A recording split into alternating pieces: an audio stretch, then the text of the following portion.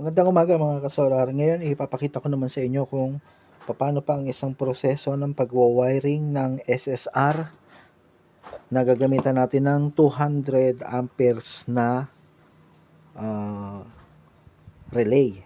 Ayan. Ito yung relay na mayroong coil sa loob. Tapos ito namang sa SSR ay power transistor naman ang pinaka nagpapagana sa kanya. So ayan, nilagyan ko na siya ng wiring from low voltage disconnected LVD papunta sa SSR. Ayan. Tapos ito nga pala ulit yung gagamitin natin battery pang testing. Kasi doon sa previous video natin ay SSR lang ang pinakita ko, hindi kasama tong relay. Ngayon, itong bago nating video ay kakabitan natin siya ng relay. Ito nga pala kaya ko ipinakita sa inyo kasi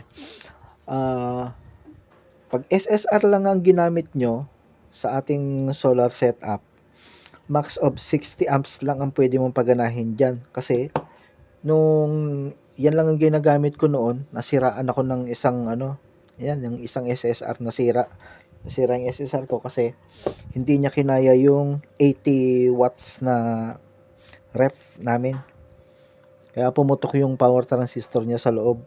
So ibig sabihin hindi niya kayang paganahin ang hindi niya kayang mag-supply sa inverter na gagamitan mo siya ng mataas na watts.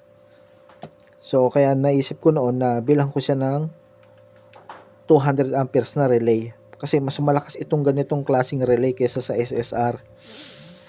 Kasi meron siyang coil sa loob. Ito naman power transistor lang yung gumagana sa loob. Kaya parang may IC lang siya na doon lang umiikot yung kuryente. Hindi siya ganoon kataas talaga. Hindi siya ganoon kalakas.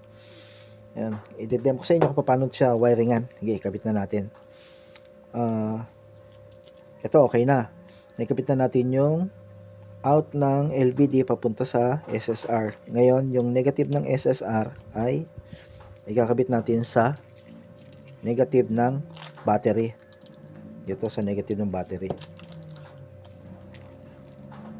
Tapos isasama na rin natin yung negative ng input ng LVD. Isama na rin natin para isang konekta na lang.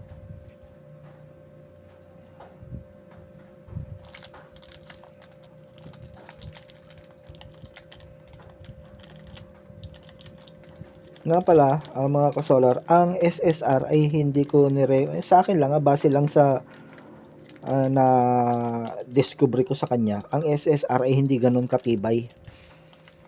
Ang SSR ay pwede lang siya paganahin sa mga ilaw, sa cliff fan, siguro yung mga electric fan na 32 hanggang 40 watts, pero hindi siya pwede sa mga motorized na gamit tulad ng washing machine, ng ref. Kasi pagka ginamitan mo siya ng washing machine, pag ginamitan mo ng washing machine itong inverter, malakas ang pumapasok na kuryente dito, hindi kinakaya ng SSR. Tapos kailangan malaking wire, pati ang gagamitin mong wire, kaya persado talaga siya. Kaya ang ginawa ko dun sa setup ko, kinabitan ko ng SSR, kinabitan ko rin ng relay para mas matibay siya, kasi mas matibay itong relay na ganitong klase. So tuloy natin yung wiring. Okay na, gumana na yung LVD, gumana na rin yung SSR, na ilaw na siya. Ayan. So ang wiring nito ng relay na to, itong dalawang to, ito ang supply niya. Dito papasok yung 12 volts. Baliktaran siya kahit saan nyo ikabit yung positive at negative. Pwede nyo baliktarin. Tapos ito naman yung magkoconnect. Magkoconnect yung dalawang yan pagka meron ng supply dito sa loob. Pag napasukan na ng kuryente to. So ikabit natin yung negative sa negative ng positive out ng SSR.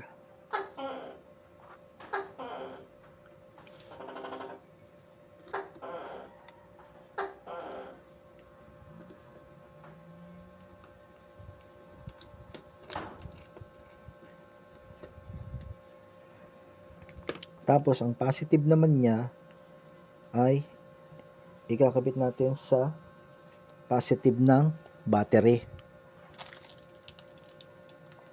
Nagagalaw. positive ng battery. Ayan, lumagit, narinig nyo, nalagitik siya. Ayan, ayan. Sabihin, nakaswitch na siya. Ngayon, itong positive na ito ay ikokonekta natin dito sa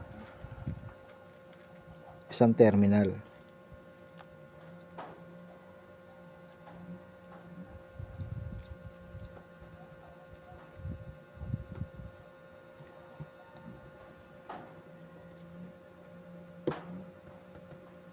Pero dapat ang wire na ito na nakakonekta dito sa terminal na ito, dapat malaking wire yan. Hanggat maaari, maglagay kayo ng 10, gauge 10 na auto wire. Yun ang gamitin nyo, mas maganda. Kasi malakas ang kuryente na papasok dito, siya ang magsusupply dito sa inverter. Pati yung out niya, kung ano yung ginamit yung wire dito, kung gauge 10 ang ginamit nyo, yun din ang gagamitin nyo dito sa papuntang inverter.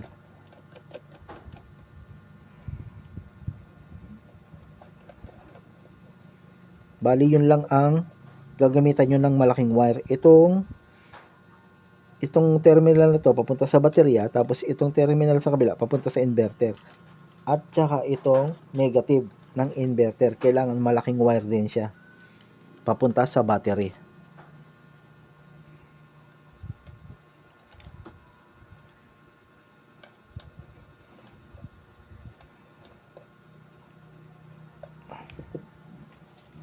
Natanggal.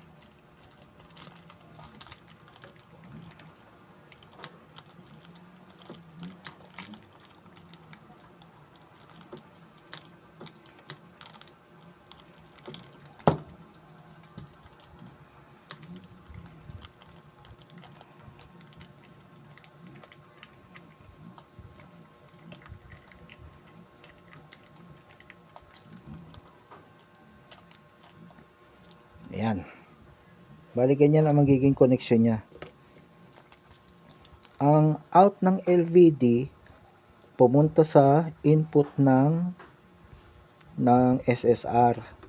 Positive at negative. Meron naman siyang sign eh. May sign din dito sa LVD kung saan yung positive at negative. So yung red wire na yan papunta sa positive ng input ng SSR, tapos yung negative naman papunta rin sa negative.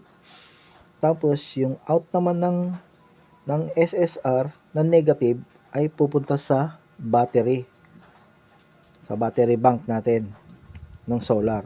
Tapos yung out naman na positive ng SSR pupunta sa switching dito sa ilalim terminal na yan. Siya magsusupply ngayon dyan. So pag nag-cut itong pag nag-switch off itong SSR matic, switch off na rin itong relay. Then yung kabilang side ng terminal ay positive papunta sa isang terminal na malaki. Bago yung wire naman niya, ito yung sinasabi kong wire na dapat malaki na gauge 10. Gauge 10, hindi pwedeng ganyan kaliit ang wire niya, kailangan malaki. Pero ito sa mga ganito, okay lang yan na maliit lang ang wire kasi mababa lang ang sinusupplyan niya na kuryente. Ito, kaya malalaki ang terminal niyan, kailangan malaki rin yung wire. Gauge 8 or gauge 10. Yun ang mga nire-recommend ako sa inyo na ikabit yung wire. Tapos, diretso sa battery. Positive. Tapos, yung kabilang side naman, ito, dapat malaki rin tong wire na to. Gauge 10 rin or gauge 8 ang gamitin nyo. Papunta sa positive. Then, yung negative ng inverter, direkta sa negative ng battery. So, testingin natin kung gagana si inverter. Yan. Mandar na.